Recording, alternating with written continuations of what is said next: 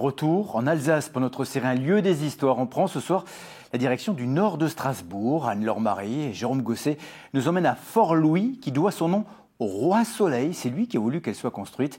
Elle fait partie des 9 villes nouvelles bâties par Vauban pour fortifier les frontières françaises.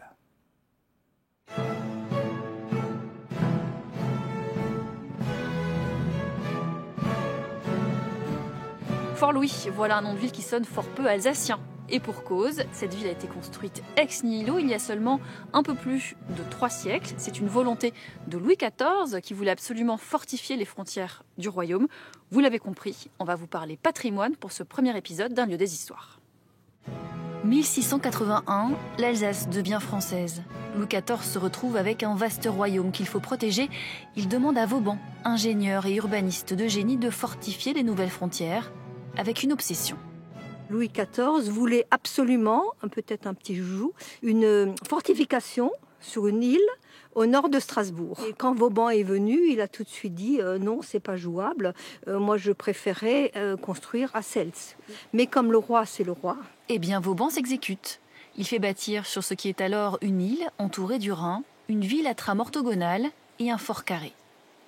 Construire un fort, c'est bien, mais j'imagine qu'il fallait le peupler. Comment ça se passait sous Louis XIV ?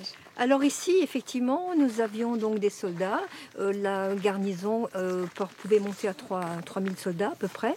Et donc là, nous retrouvons des soldats de l'époque de Louis XIV. Je représente un Français du milieu du XVIIe siècle. Je ne suis pas un militaire en tant que tel, parce que je n'ai pas forcément reçu d'entraînement spécifique. Moi, je suis un soldat de Louis XIV, mais du coup, vers la fin du règne, on va dire en l'an 1700. Je suis posté, que ce soit dans des redoutes ou dans un fort tel que celui-ci, posté en Alsace, le long du Rhin. Cette garnison sous Louis XIV compte jusqu'à 3000 hommes comme ceux-ci, prélevés dans la population et nourris par les habitants du village. Ils disposaient de poudre et d'une solde. Pour le reste, uniformes et armes, c'était la débrouille. Voilà la vie du fort, un siècle durant. Comme les forteresses de Vauban étaient réputées imprenables, jusqu'à Louis XIV, il n'y avait pas de problème. Louis XV s'en est désintéressé, Louis XVI également. Le fort carré tient bon, jusqu'à une attaque autrichienne fin du XVIIIe siècle. Il est définitivement détruit et abandonné après une incursion de soldats russes en 1815.